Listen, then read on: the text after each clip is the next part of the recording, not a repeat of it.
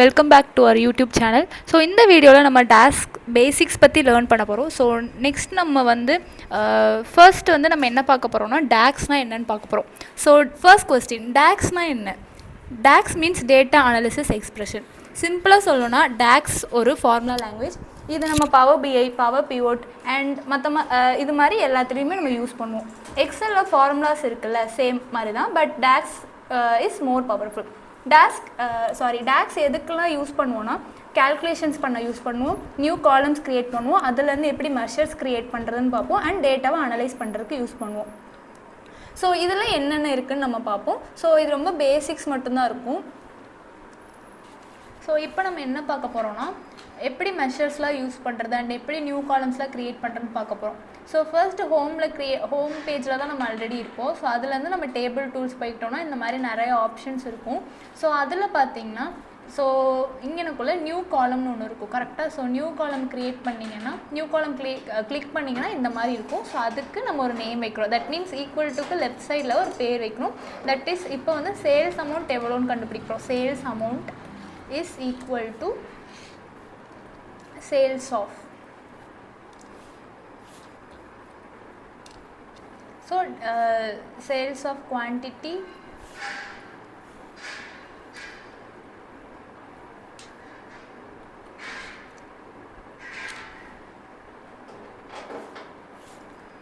star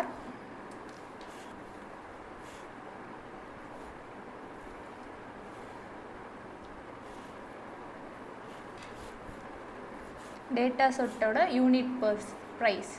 so இது கொடுத்துட்டு நம்ம டிக் கொடுத்தோன்னா, ஸோ அதில் வந்து ஸோ சேல்ஸுன்னு ஒரு காலம் க்ரியேட் பண்ணியிருக்கோம். ஸோ அதுலேருந்து data set of unit price அதை வந்து நம்ம மல்டிப்ளை பண்ணுறோம். எது கூடனா unit price into quantity.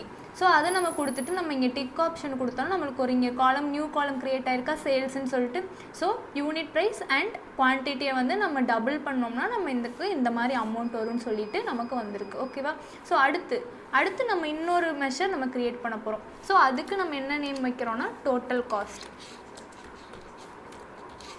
Total cost is equal to எது கூடனா குவான்டிட்டி அண்ட் அதையும் நம்ம என்ன பண்ணுறோன்னா மல்டிப்ளை பண்ணுறோம். So data set of cost. So இதை நம்ம என்ன பண்ணுறோன்னா இதையும் நம்ம மல்டிப்ளை பண்ணோன்னா நமக்கு என்ன கிடைக்கும்னா, ஸோ அந்த டோட்டல் காஸ்ட் நமக்கு கிடைக்கும். ஓகே. ஸோ அடுத்து இப்போ எப்படி நம்ம ப்ராஃபிட் கண்டுபிடிக்கிறது? ஸோ மறுபடியும் அதே தான், நியூ காலம் கொடுத்துக்கோங்க, அதில் நியூ மெஷர். ஸோ இதில் நம்ம என்ன பண்ணுறோன்னா ப்ராஃபிட்னு ஒரு டேபிள் க்ரியேட் பண்ணுறோம். அதில் ஈக்குவல் டு ஆஃப் எதுனா amount.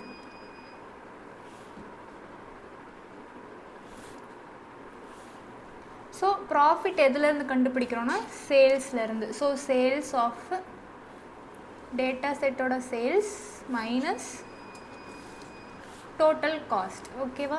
So data set of total cost create பண்ணிவிட்டு நம்ம டிக் கொடுத்தோம்னா நமக்கு ப்ராஃபிட் எவ்வளோ அப்படின்னு சொல்லி. ஸோ சவுத்தில் எலக்ட்ரானிக்ஸ், அந்த எலக்ட்ரானிக்ஸ் என்னென்னா லேப்டாப். ஸோ அதோட ப்ராஃபிட் என்னென்னா 14,000 நமக்கு ப்ராஃபிட். ஸோ ஸ்டெப் 2 வந்து க்ரியேட் மெஷர். ஸோ மெஷர் எப்படி க்ரியேட் பண்ணுறதுனா, நம்ம ரிப்போர்ட் வியூ இருக்கா, ஸோ ரிப்போர்ட் வியூக்குள்ளே போய்க்கிறோம். அதில் right click on table. So table create பண்ணிக்கிறோம். அதில் மறுபடியும் நம்ம என்ன பண்ணுறோன்னா நியூ மெஷர் க்ரியேட் பண்ணுறோம்.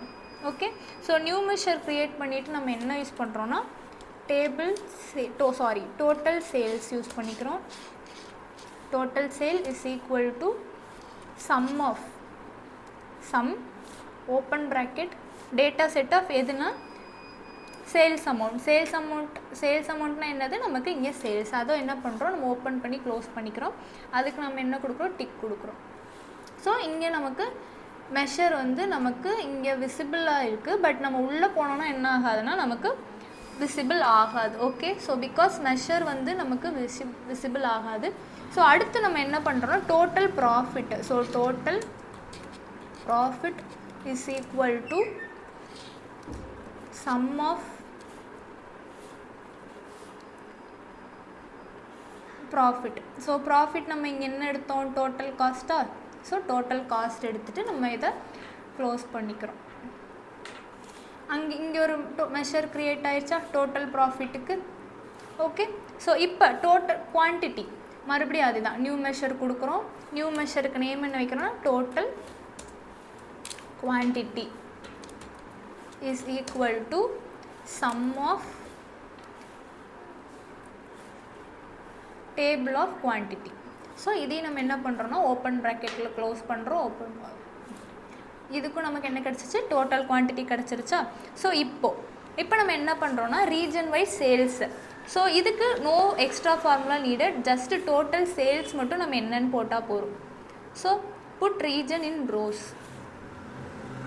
ஸோ ரீஜனை பேஸ் பண்ணி எப்படி டோட்டல் சேல்ஸ் கண்டுபிடிக்கணும், அதுக்கு ஒரு செப்பரேட் ஃபார்முலா இருக்குது. ஸோ அதுக்கு ஒரு நேம் வச்சுக்கிறோம் அந்த காலம் நேமுக்கு.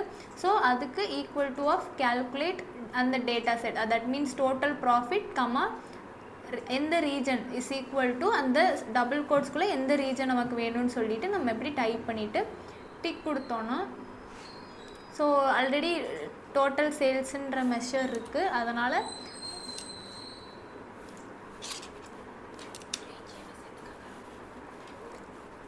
இன் ரீஜன் அப்படின்னு சொல்லி போட்டுக்கலாம்.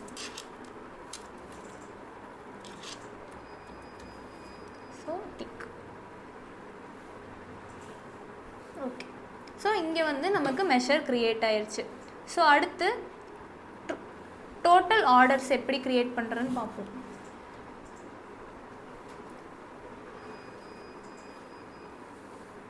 New measure